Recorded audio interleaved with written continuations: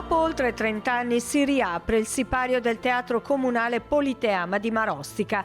Per la città è un sogno che diventa realtà, il risultato di un lungo percorso di recupero della struttura. L'intervento, costato 2 milioni di euro, di cui 1 milione proveniente dal Ministero della Cultura, ha visto il rifacimento del tetto, il restauro della storica facciata in stile Liberty, oltre alla sistemazione di impianti, arredi e allestimenti interni. Il sindaco Matteo Muzzo non nasconde la sua soddisfazione. Il momento finalmente è giunto, quello della riconsegna.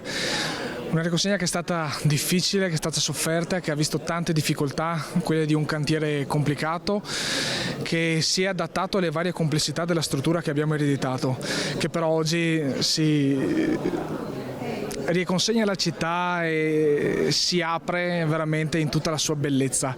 Essere qui oggi è un sogno che diventa realtà e per me è un orgoglio che resterà per sempre. La sala grande, composta da una platea e 2 gallerie, accoglie 386 spettatori, mentre al piano interrato si trova il ridotto. C'è un ulteriore sogno, quello di trasformare Marostica, che è una città palcoscenico, in un nuovo progetto, quello della città dei festival, e avendo anche una struttura coperta che ci dà la possibilità di sviluppare determinati progetti, sono sicuro riusciremo in questo obiettivo. L'inaugurazione ufficiale sarà il 29 novembre, una data che a Marostica definiscono storica. Lo spettacolo di apertura con il concerto dell'orchestra del Teatro Olimpico di Vicenza darà il via alla nuova stagione culturale che guarda all'intero territorio bassanese.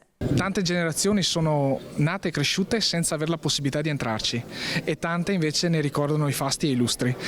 Adesso queste generazioni possono tornare a godere finalmente di questo gioiello che riconsegniamo al territorio.